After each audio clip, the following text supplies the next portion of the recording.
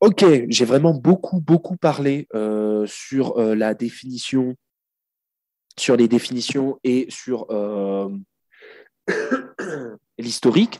Donc, on va essayer de passer, moi je dis tout le temps ça, mais on va essayer de passer un peu vite sur les méthodes, parce que c'est pas non plus ce qui est le plus intéressant pour vous, hein, c'est un peu rébarbatif, donc c'est juste pour vous donner un peu une idée de comment on fait la taphonomie, parce que c'est bien beau tout ça, mais comment est-ce qu'on en arrive à l'écosystème d'origine, comment on en arrive à comprendre tous ces biais. Bon, voilà, on va y aller un peu euh, rapidement. Ce qui est intéressant de savoir, euh, ce qui est intéressant d'imaginer, c'est que la taphonomie, concrètement, euh, il s'agit tout simplement de faire de la médecine légale sur une scène de crime d'il y a plusieurs milliers d'années, dizaines de milliers d'années, centaines, millions d'années. Pourquoi je dis ça? Parce que on peut, pour essayer de comprendre un peu l'approche taphonomique, imaginer notre site archéologique comme une grande scène de crime dans laquelle les taphonomistes sont ici en tant que médecins légistes ou police scientifique, disons, forensic chez les Américains, si vous êtes adepte des séries policières. Et nous, ce qu'on va essayer de comprendre, c'est essayer d'identifier nos suspects, donc qui sont en fait les agents taphonomiques responsables de l'accumulation et de la modification de notre ossement, de notre assemblage fossilifère, et ainsi que, donc on a nos suspects, mais aussi nos circonstances. Donc, sur une scène de crime, c'est les circonstances de la mort. Vous avez les suspects, les circonstances de la mort. Ici, ça va être les suspects et les circonstances dans le sens scénario. Euh, Comment se sont accumulés ces fossiles. Donc, on peut imaginer que les taphonomistes, au final, ce qui est dans le petit encadré là, leur travail à eux, c'est de collecter des preuves sur,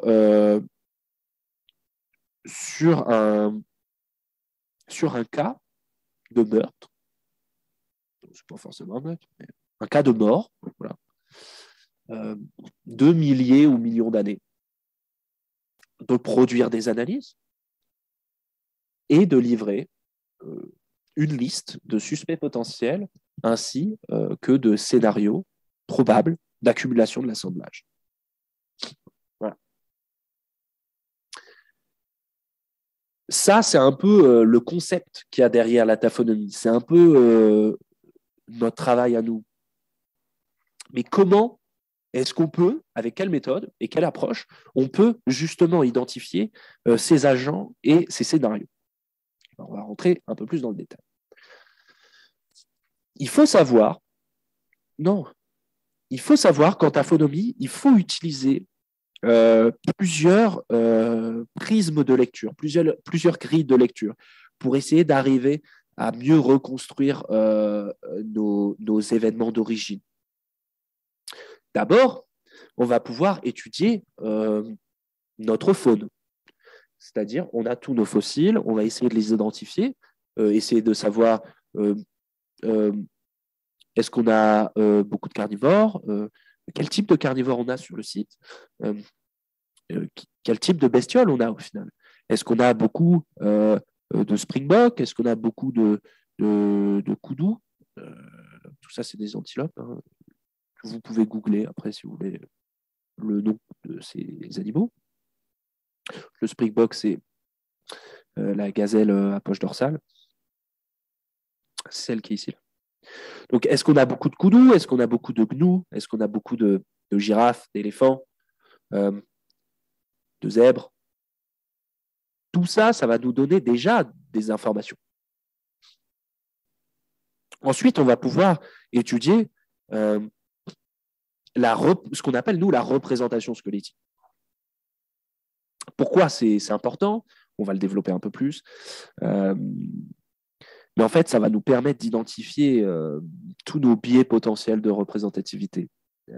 On va le voir après.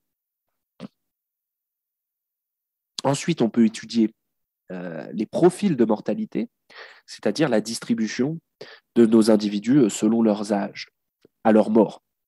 Ça apparaît, on va le voir après. Et ensuite, et ça c'est la partie la plus marrante, c'est les modifications de surface osseuse.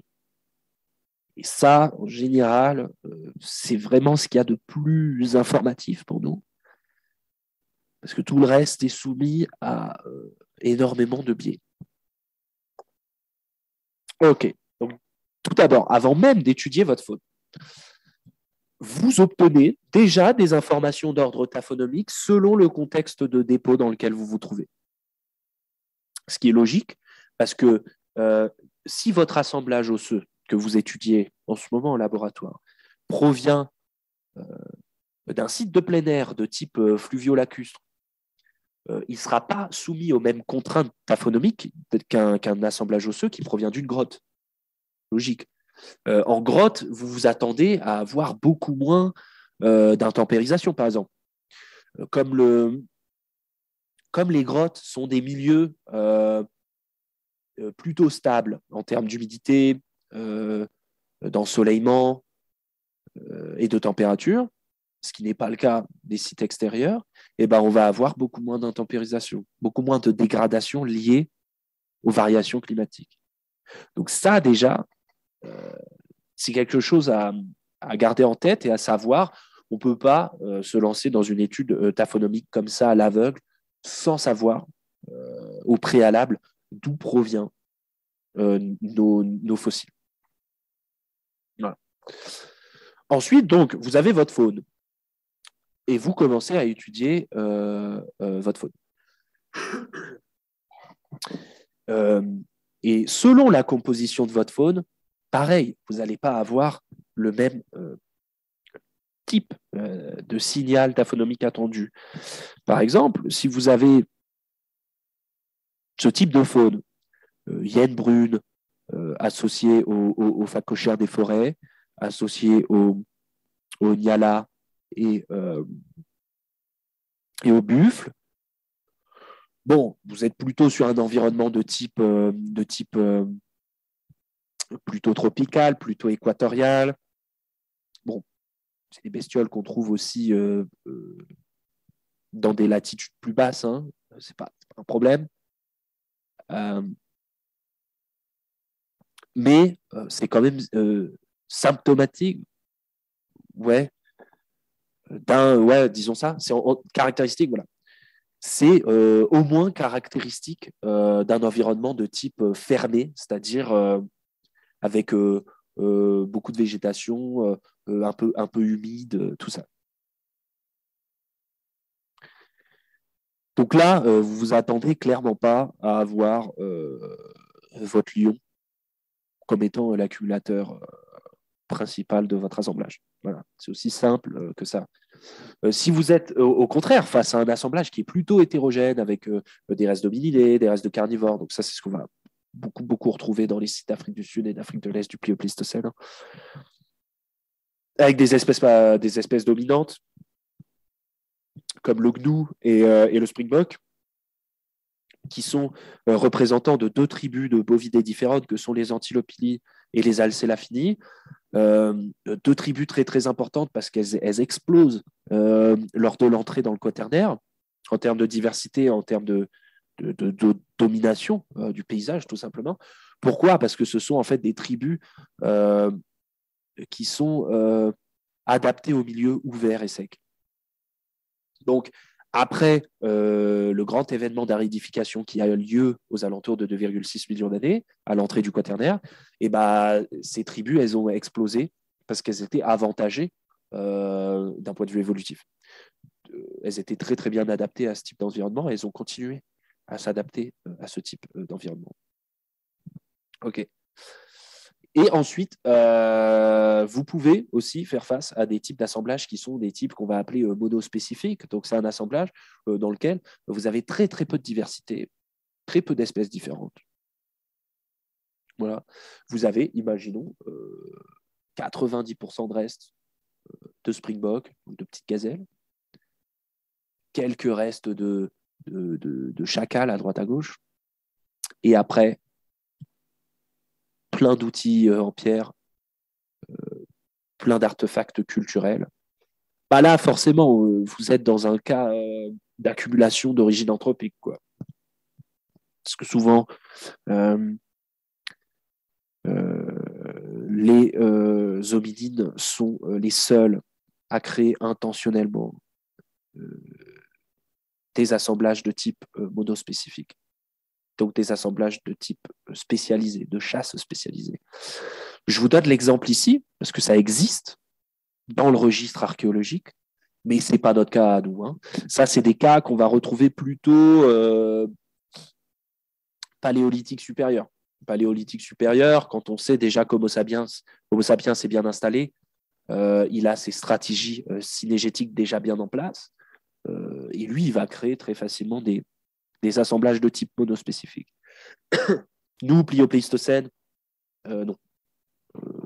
Non. On n'a pas ce genre de type d'assemblage. Donc, voilà. Mais à savoir, ça existe. Voilà. Donc, on peut déjà commencer par ça. Donc, déjà, vous vous rendez compte que déjà, avec 3 types de faunes différentes, ça nous aiguille sur l'écosystème d'origine et un peu tous les processus qui ont pu avoir lieu à la suite du dépôt de cet assemblage. Okay. L'approche classique pour faire ça, pour étudier votre faune, c'est d'abord d'identifier tous vos fossiles. Donc pour ça, on a des lieux qu'on appelle des ostéothèques ou des collections de comparaison, donc qui sont des grandes collections comme ça avec le plus possible d'ossements, du plus d'animaux possible, disons-le comme ça. Le but d'une ostéothèque, c'est d'être le plus exhaustif possible, d'avoir le plus de spécimens, le plus d'espèces représentées par le plus d'éléments ostéologiques également. Okay, voilà. Ouais, je ne vais pas rentrer dans les détails, mais le but, c'est quand on trouve, par exemple, une molaire d'une antilope, savoir laquelle, on va prendre notre molaire et la comparer avec toutes les molaires des autres espèces. Bien sûr, on ne fait pas ça tout le temps parce que l'expérience vient avec le temps et qu'après, on est facilement capable d'identifier nos fossiles sans avoir recours, sans avoir besoin d'un recours systématique à une collection. C'est toujours bien d'avoir une collection, mais bon, quand tu es sur le terrain, par exemple, tu peux pas. Bon, c'est pas grave. Voilà. À savoir que beaucoup de nos restes sont en général non identifiés parce qu'ils sont trop fragmentés, ils sont trop petits, trop isolés. Voilà. Donc on ne peut pas les identifier, mais on arrive toujours à trouver au moins des petites techniques pour au moins essayer d'aller le plus loin possible, essayer d'en tirer le maximum d'informations possible. Donc si par exemple je reprends cet exemple de cette molaire qui est isolée, de bovidés, on ne sait pas ce que c'est, bon, il y a beaucoup de similitudes morphologiques chez les bovidés, donc c'est parfois difficile d'identifier une molaire isolée. Bon, je ne l'identifie pas, mais au moins je lui donne ce qu'on appelle une classe de taille. Est-ce que ça appartient à une toute petite antilope, genre un dik-dik, ou est-ce que ça appartient à un gros truc style élan, buffle ou grand coudou? Voilà. Donc ça, c'est des choses à savoir. Donc, voilà. Donc on utilise des tailles de classe, des classes de taille, pardon. On utilise des classes de taille pour classer nos spécimens si jamais on n'arrive pas à les identifier. Bien sûr, après, on peut prendre des mesures ostéométriques sur les os. Après, tout arrive la partie redoutée des étudiants, mais aussi de pas mal de chercheurs, parce que ça a créé beaucoup de débats encore aujourd'hui, c'est les unités de quantification des ossements. Comment on quantifie notre assemblage osseux? On a plusieurs unités de quantification qu'on utilise très fréquemment. Les plus usitées sont le nombre de restes, basique, tout est dans le nom. C'est combien de fragments d'os tu as. Voilà. Même si deux ossements appartenaient au même ossement d'origine et que vous arrivez à les recoller, vous les comptez comme deux. C'est deux fragments différents. C'est des nombres de restes. Okay. Ça, c'est l'unité de base, l'unité basique. Ensuite, vous avez votre nombre de spécimens identifiés. Donc là, ça revient un peu sur le concept dont je vous parlais juste avant, qui est que la majeure partie de nos fossiles, malheureusement, ils sont trop fragmentés pour pouvoir les identifier. Donc, on a cette petite unité de quantification qui permet simplement de savoir combien de fragments on a réussi à identifier. À vous de situer votre identification. Est-ce qu'elle se situe à l'espèce, au genre, à la famille, à l'élément squelettique? Bon, ça vous le précisez. Et ensuite, par une simple division, un simple ratio de NISP sur NR, vous allez être capable de savoir combien de pourcentage de votre assemblage vous avez été capable d'identifier, tout simplement. Donc, c'est assez pratique. Voilà. Et ensuite, là, on arrive dans, je pense, les deux unités de quantification qui ont fait le plus couler d'encre. Il y a énormément d'articles scientifiques qui débattent sur l'utilité et sur comment calculer ces unités. La première, c'est le nombre minimum d'éléments squelettiques. Ça, par exemple, si on reprend l'exemple de vos deux fragments qui recollent, ça fera un NR de 1, un nombre de restes. Voilà. Même moi, je me trompe. Ça vous donnera un nombre de restes de 2. Vous avez 2 restes. Le NR est de 2. Mais par contre, s'ils recollent et qu'ils appartiennent à l'origine au même élément squelettique, vous avez un NME de 1, un nombre minimum d'éléments de 1. Voilà. Et ensuite, vous avez le nombre minimum d'individus. Et ça, en gros, c'est essayer de comprendre combien d'individus vous aviez à l'origine. Essayez d'estimer combien d'individus, au minimum, vous avez besoin à l'origine pour expliquer le nombre de restes que vous avez dans votre assemblage. OK? Prenons un exemple. Déjà, pour faire ça, attendez, j'essaie de pousser ma tête, voilà, paf. Déjà, pour faire ça, il faut avoir une bonne idée de la composition générale d'un squelette de vertébrés. À savoir que cette composition, elle fluctue selon les groupes, les espèces, les familles, etc. Mais voilà, au moins avoir une idée assez générale. Prenons ce que je connais le mieux, parce que c'est ce qui est le plus représenté sur nos sites archéologiques à nous en Afrique, c'est les antilopes. Donc on va prendre un petit bovidé. Donc là, on a pris une vache, ok. Une vache. Donc la vache, elle a 12 humérus dans son squelette quand elle est vivante. Nous aussi d'ailleurs. Donc l'humérus, c'est cet os ici, c'est l'os de votre bras. Vous en avez 2, un gauche, un droit. Très bien. Imaginons maintenant que votre assemblage archéologique se compose d'une partie proximale, c'est-à-dire la partie haute, une partie proximale d'humérus gauche, une diaphyse, c'est-à-dire la diaphyse, c'est ce qu'on appelle, c'est la section du milieu de votre os.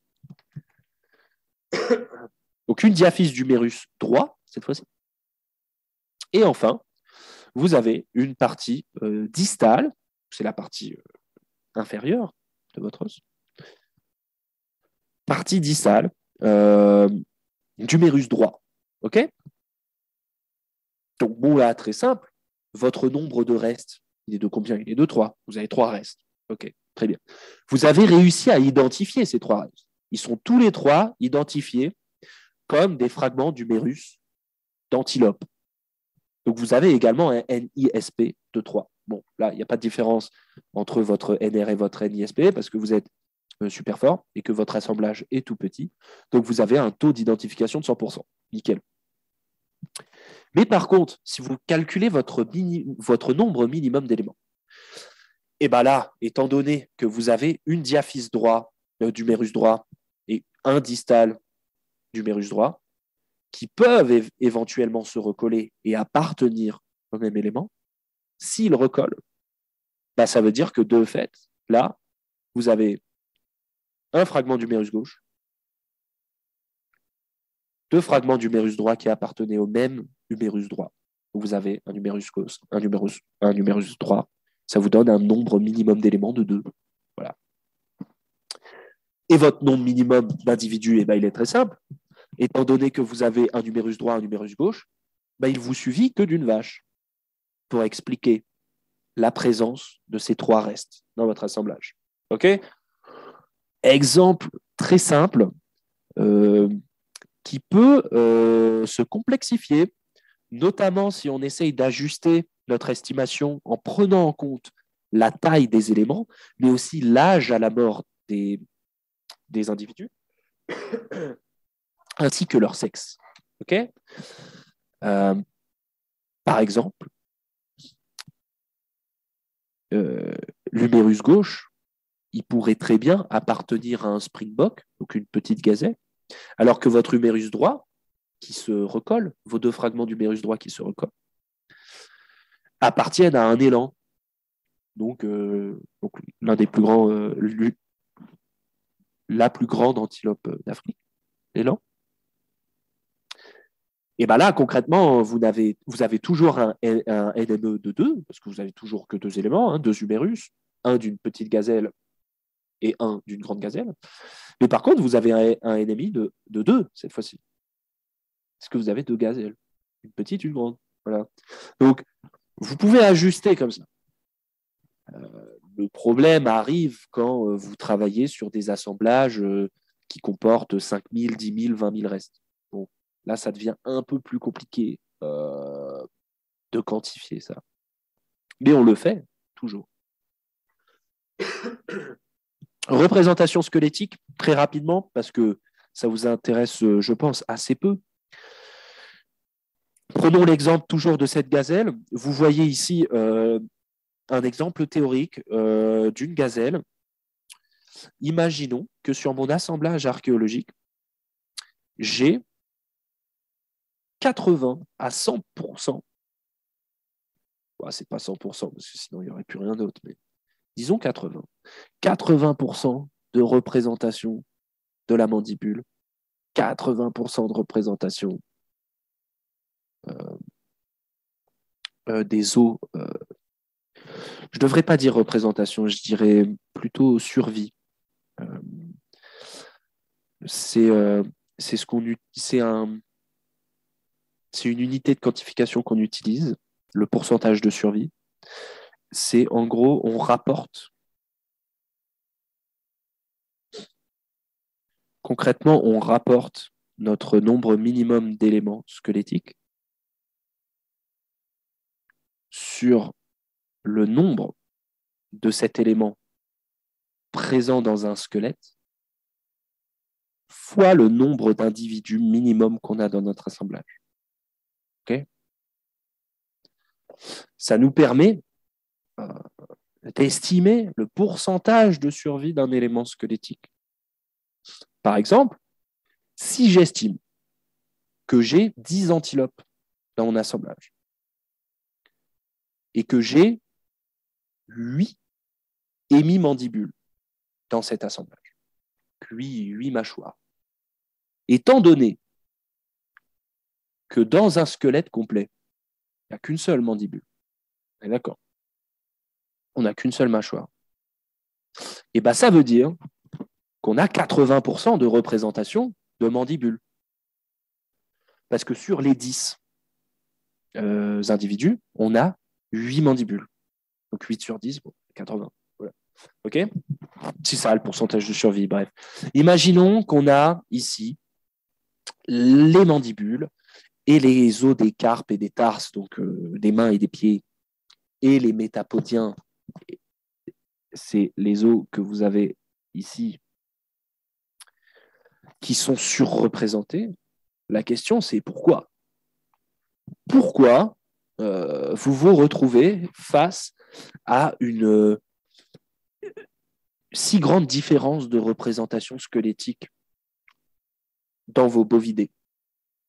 Pourquoi sur les 10 spécimens, vous n'avez pas 10 squelettes complets? Pourquoi vous avez les mandibules qui sont représentées à plus de 80%, qui ont survécu à plus de 80%, les os de l'extrémité des pattes, pareil, et le reste, ouais, bof. Pourquoi? Est-ce que certaines parties spécifiques du squelette ont été transportées, c'est-à-dire que certaines de ces antilopes ne sont pas arrivées entières sur le site, ce qui pourrait amener à une différence de représentation de certains éléments du squelette. Ou alors, est-ce que ces 10 carcasses sont arrivées entières, mais elles ont subi ce qu'on appelle conservation différentielle, c'est-à-dire qu'elles ne sont pas tous conservées de la même manière. Et c'est ça qui a induit le biais. Pour évaluer ça, on a des indices assez spécifiques. Je ne vais pas les développer parce que là, c'est vraiment très, très pointilleux, disons-le. Mais une des méthodes classiques, on ne va pas parler de l'index ou de l'indice de complétude, on va plutôt parler de la densité minérale osseuse parce que c'est ce qui est le plus commun et le plus logique aussi. En gros, ce qu'on fait, c'est qu'on teste la corrélation entre notre représentation osseuse et la densité minérale de cet os. Et si on se retrouve avec une belle corrélation, comme c'est le cas ici, corrélation positive, ça montre que les éléments les plus denses sont les mieux conservés. Logique, vous allez me dire. Mais ce n'est pas toujours le cas. Et ça, quand on a une corrélation positive, c'est dangereux. Parce que, enfin, dangereux, calmez-vous, on ne fait que de l'archéologie, mais c'est dangereux pour tes interprétations. Pourquoi? Parce que ça implique que les ossements les plus fragiles, ils ont dégagé. Et donc, vous avez un biais de représentativité ici. Donc, vous n'allez pas pouvoir étudier votre représentation squelettique comme étant représentative des conditions d'origine du dépôt. OK? Bon, là-dessus, je vais passer, etc. Bon, bah là, on revient. OK. Ensuite, profil de mortalité. Ici, on va s'intéresser à la distribution démographique de notre assemblage. Par exemple, chez nos antilopes. On reprend toujours les antilopes. Chez les antilopes, combien est-ce qu'on a de vieux individus, ou de jeunes, ou de bébés, ou d'adultes? Ça, on le fait grâce, notamment, aux usures dentaires et au stade d'éruption des dents. Par exemple, si vous avez une mandibule de bovidé avec que des dents de lait, bon, bah forcément, c'est un jeune, quoi. Okay. Donc ça peut être pris en compte pour calculer votre nombre minimum d'individus, bien sûr, et ça peut vous permettre de construire des graphes ternaires comme ça, qui vont en fait étudier la distribution démographique de votre population, et vous allez pouvoir la comparer avec des distributions modernes, actuelles, ou d'autres sites archéologiques, pour savoir un peu où se situe votre assemblage, à savoir que si auparavant vous avez démontré l'existence d'un biais de représentativité dans vos éléments squelettiques, bon, bah déjà ça implique que vous avez une sous-représentation de vos individus juvéniles. Pourquoi? Parce que ils sont plus fragiles. Donc si vous avez une corrélation positive comme ça sur votre représentation squelettique, ça veut dire que les éléments les plus fragiles, ils ont de grandes chances d'avoir disparu. Donc, vous n'avez pas accès à, à tout le potentiel de votre assemblage d'origine. Vous ne savez pas combien il y avait exactement d'individus juvéniles à l'origine. Voilà. C'est pour ça que c'est important de tester pour les biais. Voilà, enfin, la partie marrante. Donc, nous, en tant que taphonomistes, ce qui va également nous intéresser le plus et ce qui va faire couler le plus d'encre, c'est les modifications de surface osseuse. Donc, tout est dans le nom, hein, mais les modifications de surface osseuse, c'est toutes les altérations de l'os qu'on peut observer. Et ça, c'est intéressant parce que ça va pouvoir nous donner énormément d'informations sur le contexte de dépôt et sur tous les événements qui ont pu se passer avant ou après la mort, avant ou après l'enfouissement des ossements. Globalement, on classe les modifications de surface selon deux grandes familles d'agents taphonomiques. Il y a les agents d'abord inorganiques, qu'on appelle abiotiques en français. C'est tous les agents non biologiques, bien sûr, qui vont pouvoir impacter et altérer votre fossile. Par exemple, les sédiments, le climat ou l'eau. Et ensuite, vous avez tous les agents d'ordre organique, biologique ou, en français, on dit biotique. Et ces agents biotiques, bien sûr, c'est les plantes, les carnivores, les rongeurs, les insectes. Disons les invertébrés en général, il n'y a pas que les insectes, hein, les invertébrés. Et les êtres humains. Tout ça, ils peuvent bien sûr bouger les fossiles, les manger, les casser.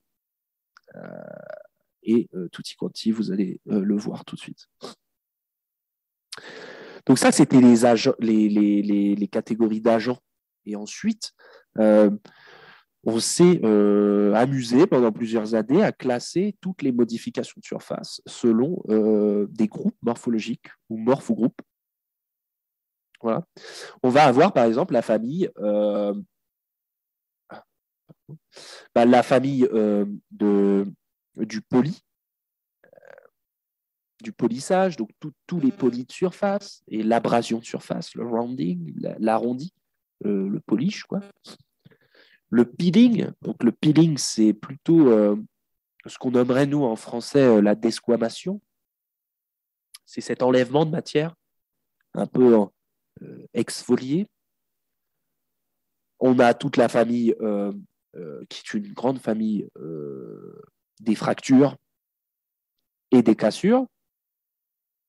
Toute la famille de la dissolution-corrosion, tout ce qui est décoloration et coloration. Et ensuite, les deux plus grandes familles qui ont fait également couler beaucoup d'encre, que sont les modifications circulaires ou subcirculaires et les marques linéaires. Voilà. Et on va un peu rentrer dans les détails de chacun de ces groupes et essayer de comprendre d'où viennent toutes ces modifications et qu'est-ce qu'on peut en dire. Alors, les rounding and polishing, donc tout ce qui est de l'ordre du poli de surface d'un os. Quand un os devient arrondi et poli, un peu brillant, ça, c'est le résultat d'un processus d'abrasion, ce qui est logique. Et ça peut être causé par différents processus, que ce soit abiotique ou biotique.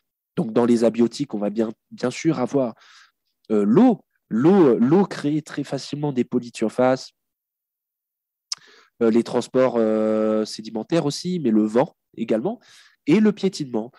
Quand c'est piétiné un ossement comme ça peut créer un petit poli sur les bords, dû au frottement en fait des grains de sédiments à la surface de l'os. Et dans les biotiques, on va avoir les carnivores qui vont pouvoir créer un poli, notamment en léchant l'os. Et à force de le lécher, ça peut créer un poly. Les hyènes font ça, par exemple. Mais aussi la digestion. La digestion, c'est surtout les hyènes, mais les canidés le font aussi, à moindre mesure. Mais voilà. Donc les hyénidés, toute la famille des hyènes, ils avalent les petits ossements, hein, et leurs sucs digestifs sont assez puissants aux hyènes. Ils consomment beaucoup d'ossements. Et parfois, elles vont les recracher et ça va créer ce qu'on va voir là, des patterns comme ça un peu, où là, vous avez une phalange proximale de bovidés moderne.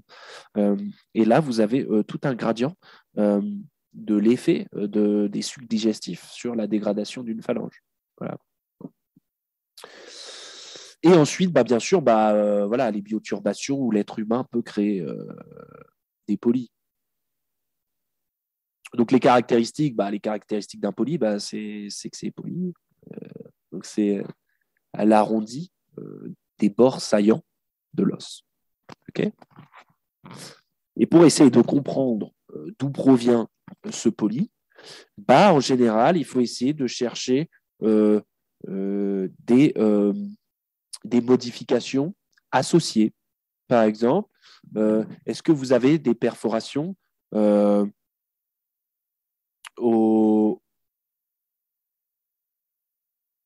Est-ce que vous avez des perforations sur d'autres parties de l'os qui pourraient vous faire penser que ça a été digéré, ou des perforations de type traces de croûte carnivore qui pourraient vous faire penser également que ça a été consommé?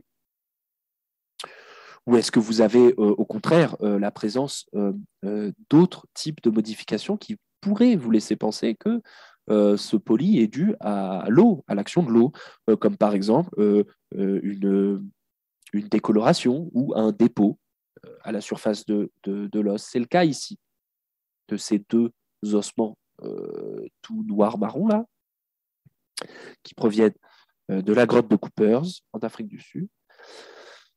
Ils sont noirs comme ça, pourquoi? Parce qu'en fait, ils sont couverts de manganèse. Et le manganèse, c'est plutôt associé à l'activité de l'eau, parce qu'en gros, je ne vais pas vous faire tout le truc, mais dans la grotte, l'eau va arriver du toit, du plafond de la grotte, qui va se charger comme ça, qui va se saturer en carbonate, mais aussi, parfois, qui va ramener quelques dioxydes, que ce soit de fer, de manganèse, peu importe. Et en percolant, c'est-à-dire en tombant du toit de la grotte sur le sol de la grotte sur laquelle il y a vos ossements, cette eau peut venir déposer à la surface de l'eau, à la surface de l'os, du manganèse ou du fer, peu importe, ce qui va donner ça. Donc là, pour ces deux ossements, on a un poly qui est évident, il se voit bien, on a ce poly. Et ensuite, on a le manganèse associé, qui nous laisse penser que ce poly, du coup, il est plutôt dû à l'action de l'eau. Voilà. Donc, cherchez un peu, voilà. Ensuite, on va parler un peu de corrosion. La corrosion, en fait, elle vient tout simplement d'un processus de dissolution de l'os. L'os, la matière, elle se dissout. Et ça peut être dû à plusieurs processus. Chez les abiotiques, on a l'immersion dans l'eau. L'eau, ça peut faire de sacrés dégâts. La corrosion de grotte, donc ça, c'est un phénomène assez particulier qu'on voit ici au milieu. C'est vraiment très acide. Parfois, les sédiments de grotte sont très, très acides, dû à la nature des roches environnantes et de l'eau qui passe à travers, bien sûr, mais aussi à cause des chauves-souris qui vont vivre en grandes colonies dans les grottes et qui vont parfois, non, qui vont pas parfois, mais qui vont en fait déféquer sur le sol de la grotte et créer des couches, ce qu'on appelle le guado. Donc le guado, c'est des couches d'éjection de colonies de chauves-souris. Ça, c'est extrêmement acide et ça explose tout. Donc, Voilà, ça peut créer ce genre de truc. Et chez les processus biotiques, on a les algues, les champignons, les bactéries qui peuvent également créer ce genre de dissolution. Chez la coloration-décoloration, je vous en ai parlé un peu déjà, le manganèse, le fer, tout ce qui est dépôt de dioxyde. Certains phénomènes comme la décalcification, donc la décalcification, c'est un phénomène d'érosion qui va venir en fait donner cet aspect crayeux à l'os. C'est en fait parce que les carbonates se dissouent lors de la décalcification. Donc, en fait, l'os, il obtient cet aspect crayeux et quand on l'a en main, en général, il laisse aussi une poudre blanche sur les doigts, difficile à manipuler, etc. Et on a également les activités des champignons et des colonies de bactéries qui peuvent créer de la décoloration, pardon. Mais aussi également, je ne vais pas passer longtemps dessus parce que pour le Pléistocène, ça nous intéresse un peu moins parce qu'on n'a pas encore de traces évidentes de domestication du feu.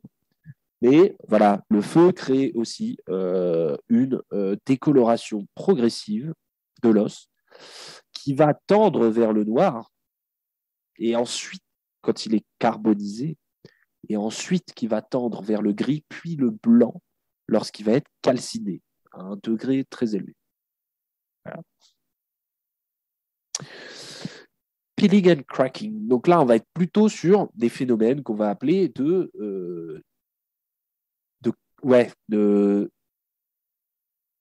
craquement. Je ne vais pas dire le craquage de l'os. L'os est exfolié, il est desquamé, c'est-à-dire qu'il se délite en sous-couche. Ça, c'est ce qu'on appelle le processus d'exfoliation. Et c'est en général associé au weathering, donc à l'intempérisation, à l'effet d'alternance de variabilité du climat, où le cracking peut arriver par compression sédimentaire. Et ce qui est intéressant pour la desquamation, le peeling, c'est que ça peut aussi être fait par l'homme. C'est d'ailleurs une signature taphonomique très, très particulière qui a été par certains chercheurs, notamment par White and Folkens, Fernandez-Ralvo et Andrews, et aussi Pickering et collaborateurs, qui ont été associés. Cette signature taphonomique en particulier, le peeling, donc la desquamation sur une partie très précise de l'extrémité d'un os et en général des côtes, est selon eux associé à une activité anthropique qui est de casser l'os par flexion, en pression comme ça. Voilà. Bon. Il ne me semble pas que pour le moment, ça a été remis en question. Il y a très très peu de travaux sur ce phénomène de desquamation en partie distale de certains ossements. C'est assez convaincant pour ce qui est des côtes dans des sites assez récents de la préhistoire. Que faire lorsqu'on retrouve de tels fossiles dans des sites plus anciens? Est-ce que d'autres phénomènes peuvent conduire à la création de ce genre de signature? Pour le moment, ce n'est pas trop connu, on ne sait pas. Il faudrait qu'on conduise un peu plus d'expérimentation pour explorer un peu toutes les possibilités de desquamation. Okay. Les fractures, c'est un monde à part. La seule chose que vous avez à savoir, je pense, c'est que nous, ce qui nous intéresse, c'est que lorsqu'on étudie les types de fractures, ça va être de savoir si l'os a été fracturé, cassé, lorsqu'il était encore frais ou est-ce qu'il était déjà sec. Okay. Donc pour ça, on va enregistrer plusieurs caractéristiques de la cassure qu'on observe, du plan de fracture qu'on observe sur notre os. On va d'abord enregistrer l'angle. Est-ce que c'est tout droit ou est-ce que c'est oblique? Le type de fracture, est-ce que c'est courbé comme ça? Est-ce que c'est transverse, c'est-à-dire quasiment scié, quoi? Ou est-ce que c'est ce qu'on appelle V-shaped, c'est-à-dire en forme de W ou de V? Et ensuite, la texture du bord. Est-ce que c'est comment dire ça? Est-ce que c'est rugueux ou est-ce qu'au contraire, c'est lisse et doux, le bord de fracture? Toutes ces, toutes ces variables ensemble, elles nous apportent une indication sur est-ce que l'os a été cassé quand l'os était encore frais ou non. Voilà. Donc, voilà, ça c'est intéressant pour nous parce qu'on peut avoir par exemple des fractures, des pans de fractures qui sont associés à des types spécifiques de modification, par exemple des traces de dents de carnivore ou des traces de percussion. Et du coup, on devient de fait en mesure de pouvoir dire quel est le processus à l'origine de la fracture. Voilà. Voilà, on enregistre, voilà, par exemple aussi la longueur des fragments qu'on observe, la circonférence des os longs, tout ça. Voilà. Voilà, je ne vais pas trop détailler là-dessus.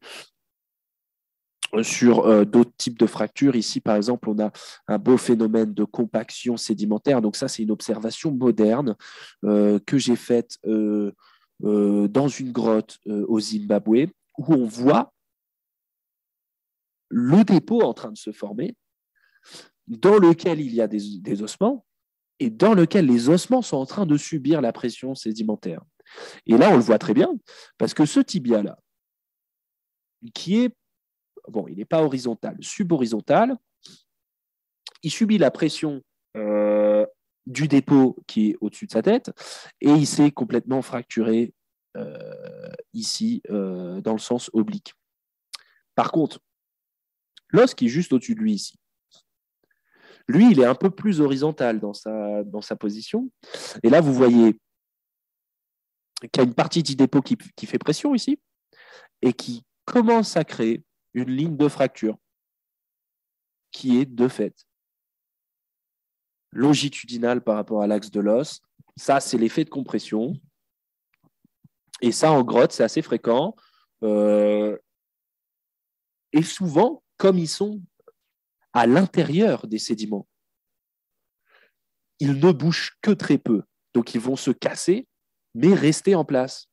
Et ça va conduire à retrouver des fossiles de ce type-là. Donc ça, c'est un fossile qui a environ 1,4 million d'années, qui a été retrouvé dans toujours la grotte de Coopers en Afrique du Sud. Et là, vous voyez une double fracture qui est due à la compression sédimentaire. L'os était sûrement dans une position assez similaire à celui-ci, oblique, subhorizontal. Il s'est cassé in situ, mais il ne pouvait plus bouger. Et par la suite, l'eau est venue déposer de la calcite. Donc la calcite, c'est ce qui forme les stalagmites, stalactites, toute cette famille de spéléothèmes, tout ça. Et qui va venir déposer de la calcite dessus, associé à du manganèse, associé à un poly. Donc ça, c'est l'eau. C'est le boulot de l'eau. Donc cet os, il est pas mal parce que c'est une petite phalange. Et pourtant, si vous avez la grille de lecture nécessaire pour comprendre cet os, vous pouvez dire c'est une phalange.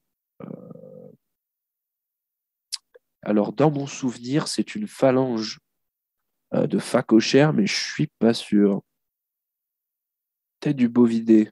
Bon, là, comme ça, difficile de le dire vu que c'est déformé, c'est poli, c'est un juvénile, parce qu'il manque la partie ici articulaire. Bref, c'est une phalange d'un ongulé de taille moyenne qui a été fracturée par pression avec effet subsidiaire de l'eau qui est venu polir l'os, déposer du manganèse et déposer la calcite à l'intérieur des fractures de l'os. Ce qui fait que maintenant, on se retrouve avec un os, que celui-ci, il ne tombera pas en 3 morceaux. Vous pouvez le tenir en un seul morceau dans vos mains parce qu'il s'est cassé en étant dans l'impossibilité de bouger. Donc voilà. Donc ça, c'est la compression sédimentaire. Vous pouvez ensuite avoir ce qu'on appelle les encoches. Hein. Ça, les encoches, c'est un type de fracture très particulier qu'on retrouve sur les bords de fracture, là, les encoches. Et quand on a des encoches multiples comme ça, c'est plutôt associé à l'action d'un carnivore qui est venu casser l'ossement. Et c'est en fait là les traces de ces multiples dents qu'on voit qui a créé plusieurs zones de pression et qui a créé ce type de fracture. Chez les hominines, chez les humains en général, quand il y a fracture, on a un phénomène assez caractéristique qui va être la double encoche. Voilà. La double encoche ici, qui est assez jolie. Hein. Ça va être plutôt associé à l'action anthropique. OK ? Les traces circulaires et subcirculaires avec aussi les perforations, alors là, c'est tout un monde. En termes de processus abiotiques, vous avez bien entendu la corrosion de grotte, hein, c'est ce que vous avez là, ici, la corrosion de grotte. Donc ça, comme on l'a dit juste avant, la dissolution qui est due à l'acidité élevée du sédiment de la grotte peut créer une perforation. Là, j'ai mis route. Je n'aurais pas dû, parce que ça ne va pas dans inorganique, mais dans organique. Donc ça, c'est un phénomène biotique et non abiotique. Le trampling, donc le piétinement, peut créer des perforations, ça peut arriver. Mais aussi, dans les grottes, ça va être plutôt les chutes de roches qui peuvent casser des fossés. Mais nos perforations, elles vont quand même principalement être le résultat de phénomènes biotiques, à savoir les carnivores surtout, que ce soit par digestion ou par traces de crocs, les invertébrés, tous les insectes, les gastéropodes aussi. Quoi d'autre ? Disons les invertébrés. Ont aussi cette parfois fâcheuse habitude de venir se nourrir sur les cadavres et de créer des perforations, on va le voir après. Et les êtres humains également ont une grande tradition de perforer tout ce qui bouge, notamment pour en faire des colliers. Mais ça, on ne va pas trop en parler parce que c'est des phénomènes beaucoup plus récents. Nous, on n'a pas ça. Pléistocène, ça ne nous intéresse pas. OK ?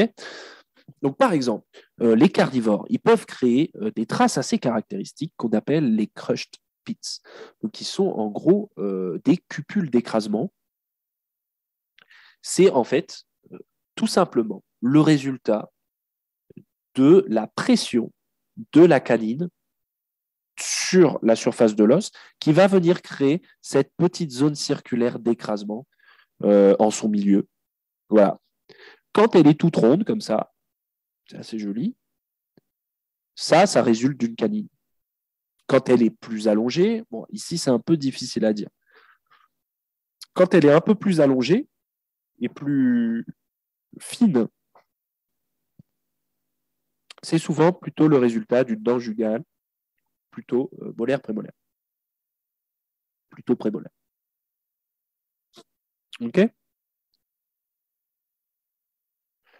Les invertébrés, eux, c'est un peu la fête. Les invertébrés, on commence seulement à s'intéresser un peu aux traces d'invertébrés. C'est un peu le bazar. Il y a eu beaucoup plus de travaux en médecine légale qu'en archéologie pour les invertébrés. Nous, on nage encore pour le moment un peu à l'aveugle pour les invertébrés.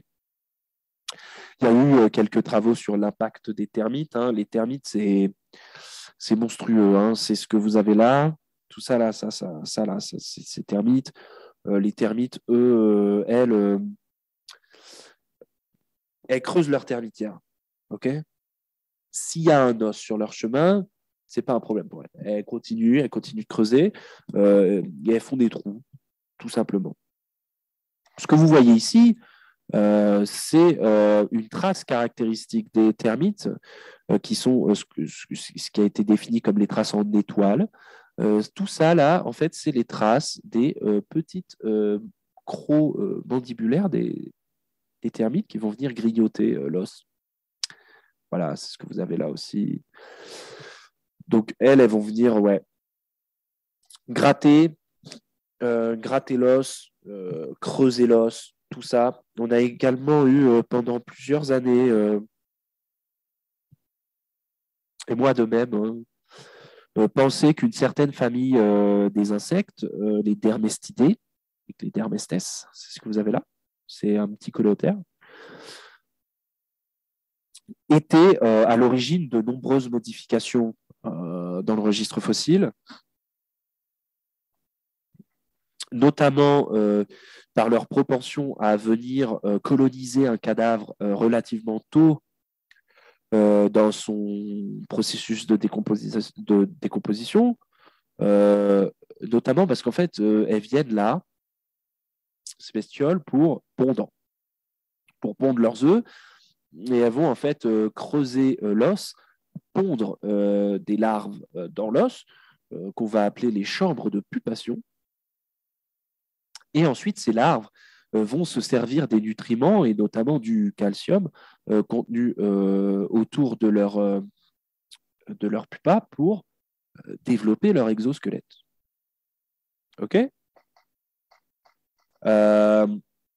Ça, ça a souvent été retrouvé dans la littérature scientifique, archéologique.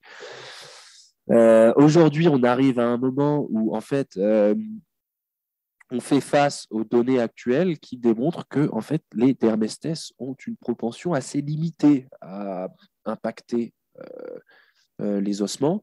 Donc, on se demande encore d'où proviennent toute cette variabilité de traces attribuées aux invertébrés dans le registre archéologique. Ça va encore demander pas mal d'années d'investigation, je pense, pour essayer de faire un peu le tour de la variabilité des invertébrés. Et on a bien sûr, oui, les êtres humains, les hominines, qui peuvent créer des semblants de marques subcirculaires ou de perforations à cause de la percussion. Voilà. Les marques linéaires, ça c'est un des plus importants et des plus intéressants pour nous. Un des premiers cas qui peut créer des marques linéaires assez évidentes sur les fossiles, ce sont les rongeurs. Et en Afrique, et pour le Pliopléistocène en particulier, ce sont les porcs-épics. Les porcs-épics, eux pareil, ça peut être l'éclate. Ils peuvent exploser un os assez facilement pour se faire les dents. C'est les traces qu'on voit ici. Donc, c'est assez caractéristique parce qu'en fait, ça va créer deux sillons plats qui sont en fait les traces des incisives qui vont se coller comme ça. Okay. On en reparle, on en reparle encore et toujours. Les insectes et les invertébrés, ils peuvent également créer des marques linéaires. Odontothermes, donc odontothermes, ce sont les termites. Voilà le genre de dessin qu'elles peuvent créer. On a ici l'observation de termites, qui sont en train de se nourrir sur un crâne de koudou.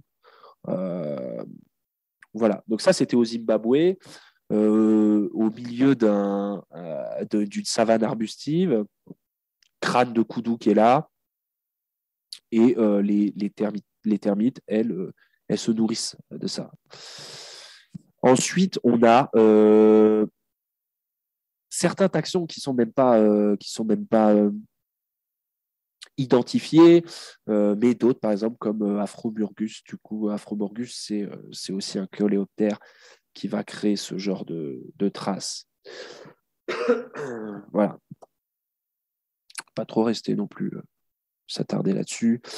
Les marques de piétinement, parce qu'en fait, lors du piétinement, on peut bien sûr avoir fracturation, il peut y avoir perforation, il peut y avoir déplacement, il peut y avoir tout un tas de phénomènes.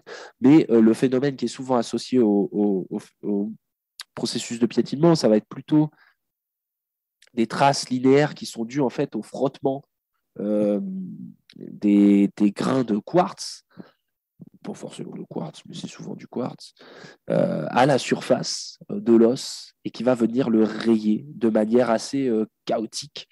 C'est comme ça qu'on va réussir à l'identifier, le piétinement. Vous voyez, là, vous avez plusieurs cas ici de phénomènes de piétinement qui sont en fait aléatoires, quoi. Il y en a dans tous les sens, un peu partout.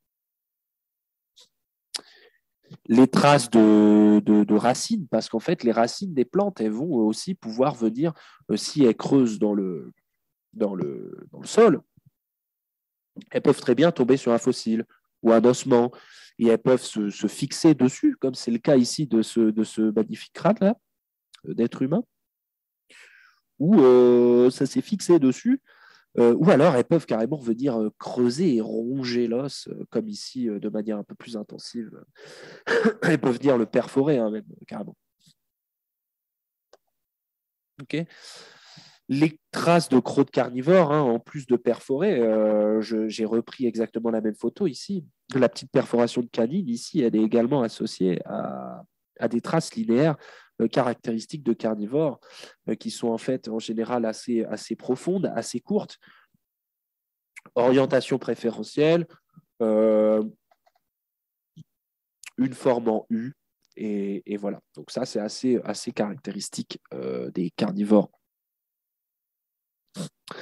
Et enfin, nous, ce qui nous intéresse le plus quand on travaille sur essayer d'identifier l'origine de la consommation de la viande et de la chasse, ce sont les traces de boucherie.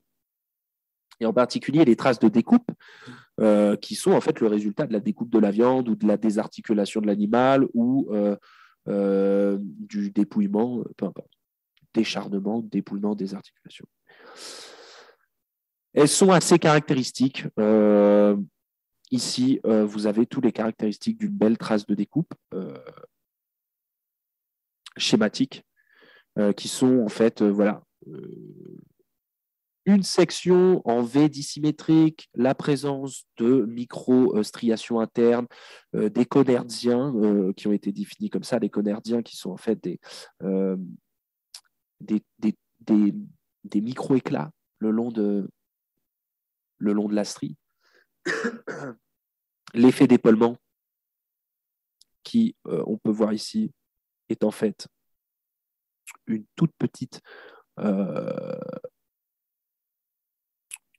incision secondaire et mineure à l'incision principale.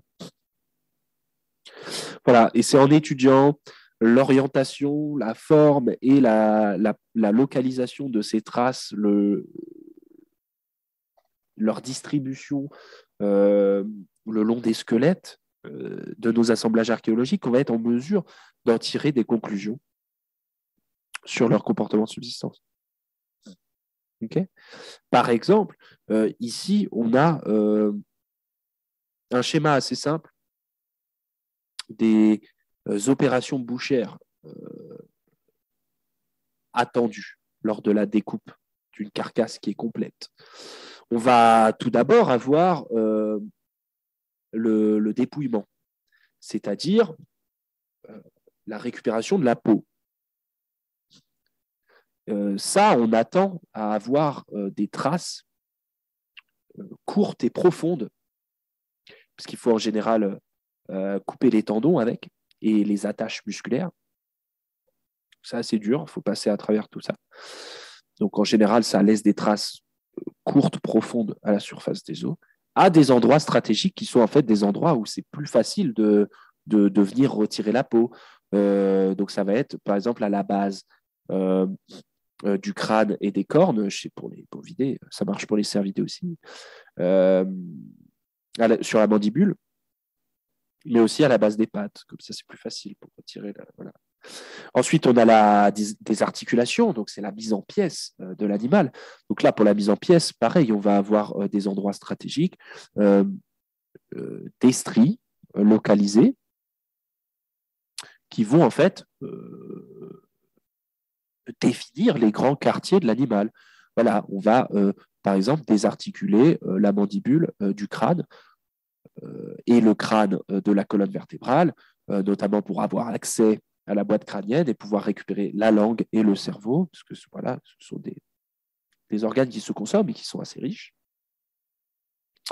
On va ensuite venir découper tout le squelette axial en tronçons et ensuite venir découper tous les membres, donc le squelette appendiculaire, pareil, en beaux morceaux, se faire un petit gigot, tout ça, quoi.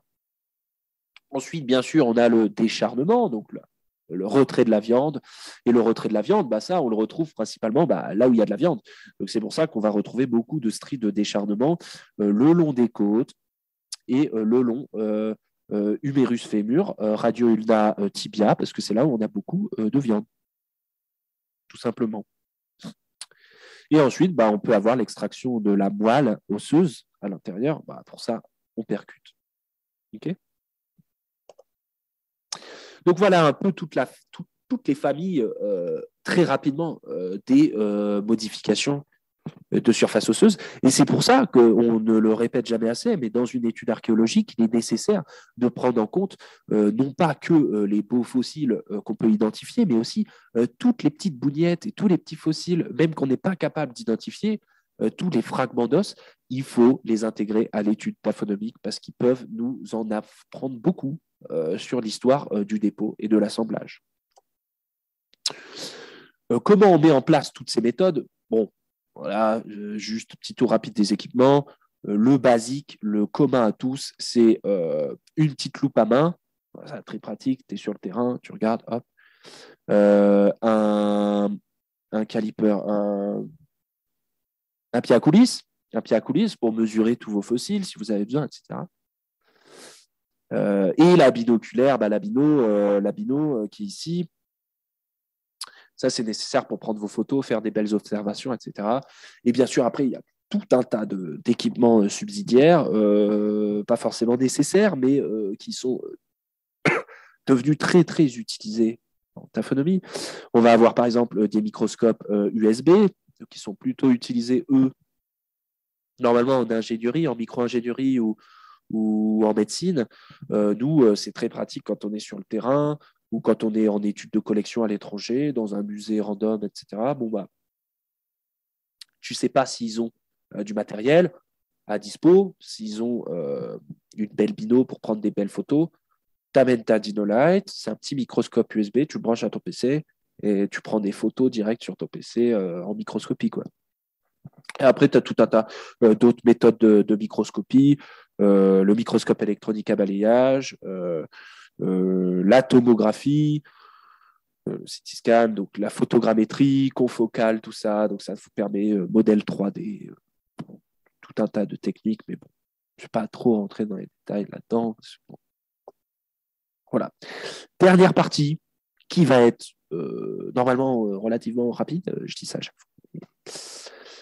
Les signatures taphonomiques et l'équifinalité, c'est-à-dire on va parler un peu de concepts qui sont très très importants, qui sont obligatoires à comprendre quand on commence à faire de la tapho. Tout d'abord, je vais vous présenter donc le concept de signature taphonomique, c'est en gros tous les phénomènes taphonomiques liés à l'action d'un seul agent taphonomique. C'est sa signature propre. OK ? Et par exemple, chez certains carnivores, comme les hyénidés, on va pouvoir identifier la signature d'une hyène par l'association de différentes caractéristiques. Par exemple, la présence de ce qu'on appelle les bords crénelés, des ossements comme ça. Donc ça, c'est les deux parties d'un os qui ont été grignotés et mangés comme ça. Ça, c'est typique d'une hyène, parce qu'en fait, une hyène consomme beaucoup d'os et elle va aussi raffoler de l'os spongieux qui est là. Et en fait, elle va venir grignoter, lécher, sucer cette partie parce qu'elle est pleine de graisse. Et voilà, donc elle adore. Donc elles font ça. Et ça, quand on est en période un peu, pas de famine, mais quand on est en période de compétition, ou quand on a un peu la dalle, si c'est fait de manière extrême et intensive, ça va créer ce qu'on appelle des cylindres osseux. C'est-à-dire, il n'y aura plus cette partie, il n'y aura plus cette partie, on n'aura plus qu'un cylindre. Voilà, ça c'est caractéristique des hyènes. La présence également de traces de digestion. Ça, les traces de digestion, pareil, si elles sont intensives, c'est assez caractéristique des hyénidés. Et aussi la présence de coprolites. Donc, les coprolites, ce sont des cacas fossilisés. Copro, le caca, et lite, la pierre. Donc, littéralement, une pierre de caca.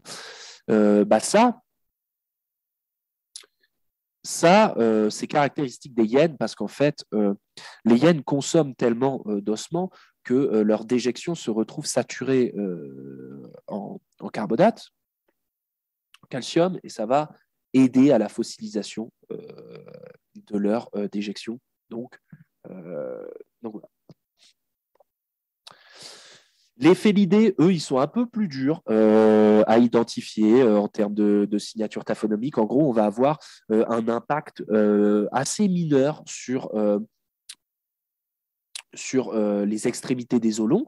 Là, par exemple, si tout ça, c'est un même assemblage, jamais de la vie, vous retrouverez d'aussi belles extrémités d'os longs si ça avait été accumulé par la hyène. Parce que la hyène, elle les aurait mangés comme ça. Et bien, pas les félins. Les félins, vous observez des traces, effectivement, des traces de crocs ici, des traces des traces de carnivores, des traces de consommation, mais minimes, pas intensives comme on peut le voir chez la hyène. Voilà, il y a moins de variabilité, c'est moins intensif et il y a souvent peu ou pas de fractures de l'os. Ce qui n'est pas le cas de la hyène, qui, elle, est une grosse destructrice des os et elle va les casser, les fracturer, etc. Voilà. Donc là, par exemple, on le voit très bien, il y a des traces de consommation de carnivores ici. Donc ça, c'est des fossiles qui proviennent d'Olduvai, d'Afrique de l'Est, à 1,4, 1,8 millions d'années. FLK North, il me semble que c'est 1,4, 1,8, mais je ne suis pas sûr. Vous avez des traces ici de carnivores, et ici, vous avez clairement une fracture qui est d'ordre post-dépositionnel, après le dépôt. C'est une fracture qui a eu lieu sur un os qui était sec. Vous voyez, là, il est tout carré, il est tout... Voilà, c'est tout carré, il n'y a pas une colonne, comme on dit, voilà, c'est ça, quoi. C'est tout carré, il n'y a pas de... Il n'y a pas de jolies fractures bien lisses, bien claires, qui sont en général associées à une fracture sur os frais. Donc ça veut dire que cet os a été consommé, mais il était encore entier et il s'est pété ensuite, par la suite. Voilà. Donc ça, c'est plutôt félin. OK. Bon, les canidés, c'est encore plus obscur que les félins parce qu'on a moins de données. Mais en gros, déjà, si vous avez beaucoup de canidés dans votre assemblage, c'est un signe. Parce qu'en général, ils viennent, ils se nourrissent de ce qui traîne dans les grottes, etc. Ils sont aussi à l'origine de coprolites. Là, on va plutôt réussir à les identifier basés sur la taille.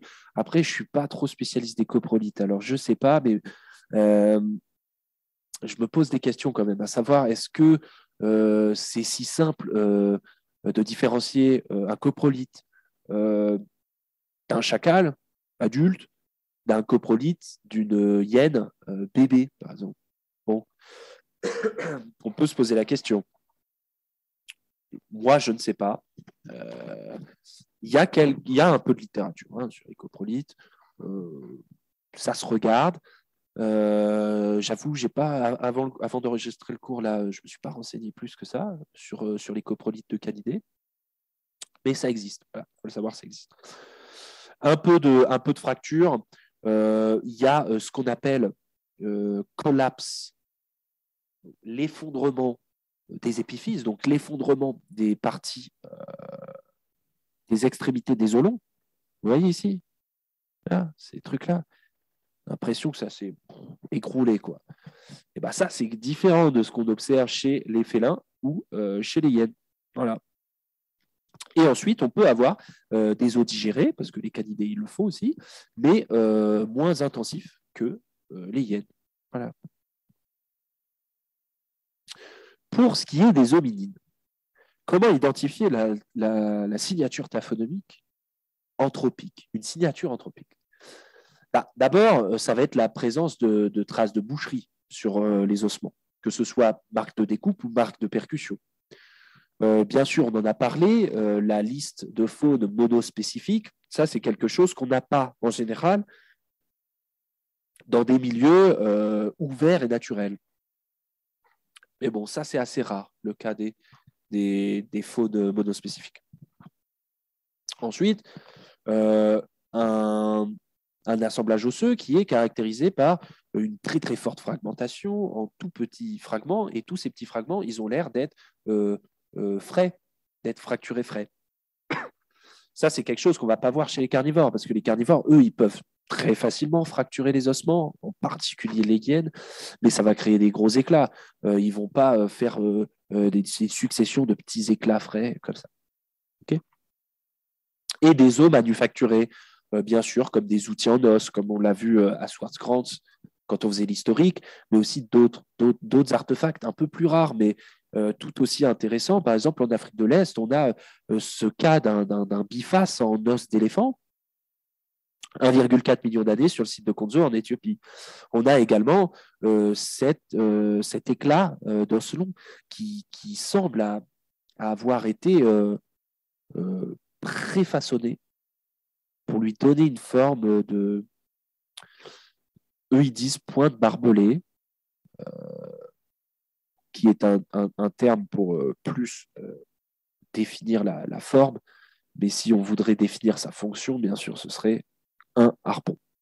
Ça, c'est 1 million d'années. Mais les auteurs ne sont pas du tout définitifs sur l'identification de cet objet. On n'est même pas sûr que ce soit un outil en tant que tel, parce qu'il est tellement unique, cet objet, que bon, on ne sait pas. Et comme vous voyez, il est assez mal conservé. Donc, assez difficile de voir des traces de façonnage dessus, s'il y en a. Et bien sûr, toutes ces indices taphonomiques de présence humaine, si elles sont supportées par la présence d'os d'hominines, mais aussi d'outils en pierre dans l'assemblage, bon, bah là, c'est déjà un bon ensemble de preuves de la présence des hominines et de leur rôle dans l'origine de l'accumulation. Okay, mais tout ça, c'est bien beau. Mais notre problème à nous, c'est ce qu'on appelle l'équifinalité. Qu'est-ce que c'est l'équifinalité?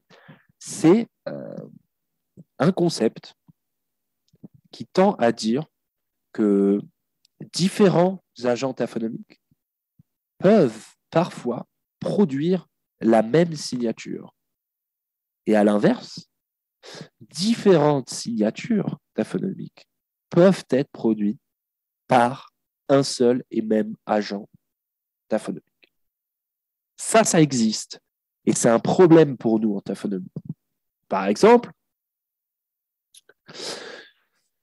c'est surtout vrai pour la représentation squelettique.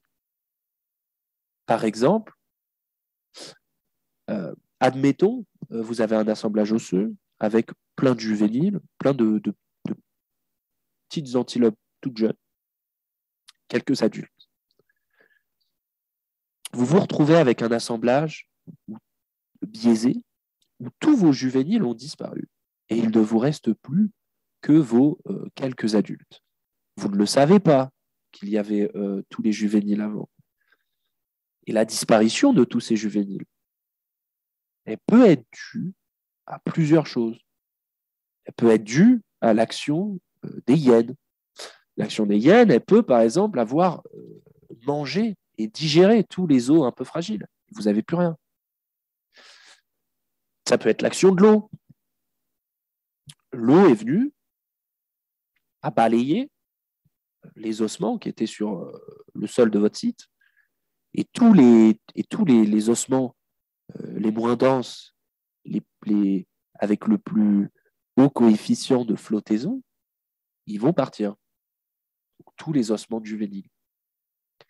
Donc là, deux phénomènes et deux agents différents, à savoir la hyène et l'eau, vont vous créer un profil de mortalité équivalent, à savoir une surreprésentation d'individus adultes et aucun juvénile. Voilà, ça c'est un problème pour nous. C'est également le cas pour la représentation squelettique. Très compliqué la représentation squelettique parce que c'est un peu comme l'exemple que j'ai pris là.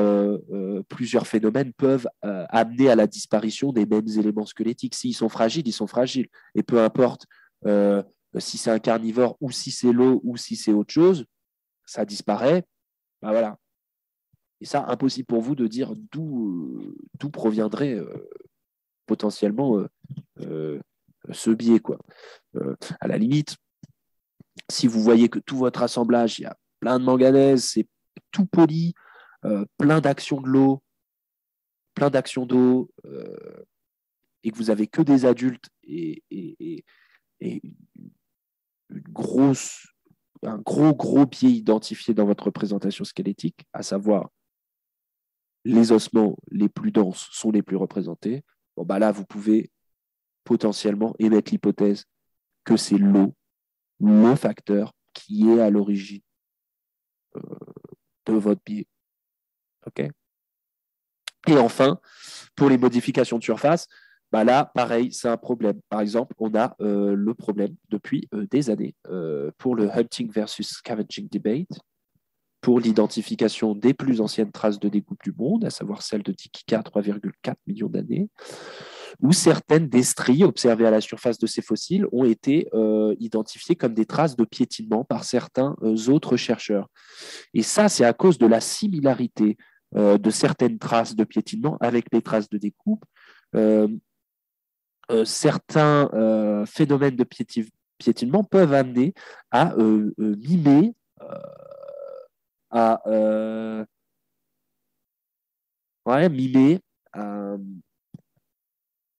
les traces de découpe. Et là, vous avez l'exemple ici. Au milieu, ce qu'est censé être, en théorie, une trace de découpe, une véritable trace de découpe à gauche et une trace de piétinement à droite. Et là, vous voyez un problème parce que les deux possèdent des caractéristiques à la fois de marque de découpe, mais aussi à la fois de piétinement. Sur la trace de découpe, ici, vous avez les conerdiens, très bien, le shoulder effect, même s'il n'est pas très clair ici. Par contre, sur la portion, en tout cas, de marque qu'on voit ici, vous n'avez pas de microstriation interne et vous n'avez pas de micro-marche ici. Alors qu'à l'inverse, sur la trace qui avait été créée par le piétinement, vous avez le conerdien ici et des micro-usures, des microstriations internes ici. Bon, là, la photo du piétinement, elle est prise, on a l'impression vraiment d'un plan horizontal. On aurait aimé avoir une vue un peu plus oblique, parce que là, en fait, on a du mal à voir la section de la marque. Est-ce qu'elle est vraiment en V dissymétrique ou pas? Là, vue du dessus, comme ça, on dirait franchement qu'elle est toute carrée, qu'elle a un bord plat, qu'elle a un fond tout plat, voilà, en U comme ça. Ouais. Donc, bon, ça, c'est assez caractéristique. Et après, bon, bah, y a d'autres caractéristiques qui vont nous aider au diagnostic, hein, parce que là, OK, c'est une vue très rapprochée au microscope électronique à balayage, bon, bah, on ne voit rien. Mais si par contre, la street boucherie, elle est située au niveau de l'insertion d'un tendon, qu'elle a la bonne orientation et la bonne morphologie, bon, bah, là, déjà, ça aide. Et si sur l'ossement sur lequel vous avez cette strie de piétinement, vous avez partout sur l'os des stries qui vont dans tous les sens, qui ont des morphologies qui varient à droite à gauche, bon, bah, c'est du piétinement. Voilà ce que je veux dire. Il faut toujours utiliser ce qu'on appelle un faisceau d'arguments en taphonomie pour arriver à l'hypothèse la plus parcimonieuse. Il n'est en aucun cas possible d'utiliser un seul élément pour identifier l'origine d'un processus ou d'un agent ou peu importe. Okay, que ce soit au niveau de l'individu, du spécimen, de l'ossement, ou même au niveau du site et de l'accumulation de votre dépôt.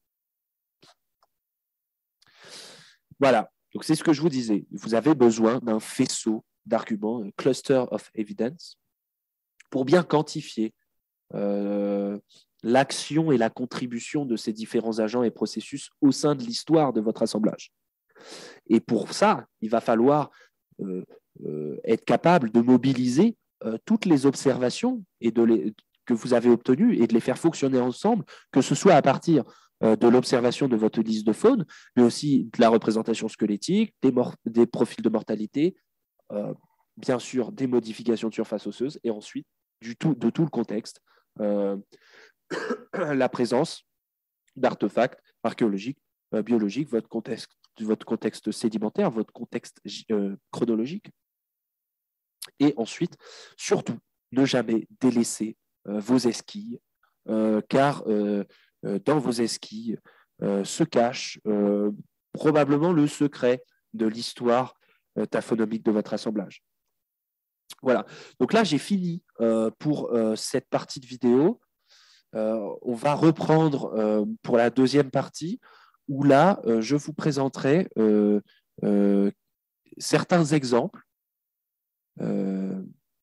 d'études taphonomiques qui ont été effectuées ces dernières années et pour lesquelles il y a débat ou pas. Hein. Je vais vous présenter certains cas taphonomiques assez intéressants qui ne sont pas forcément liés à un débat, hein, mais les plus importants d'entre eux sont liés à un débat à des débats qui ont toujours et des discussions qui ont toujours lieu à l'heure actuelle. Des débats qui sont parfois assez véhéments dans la communauté scientifique.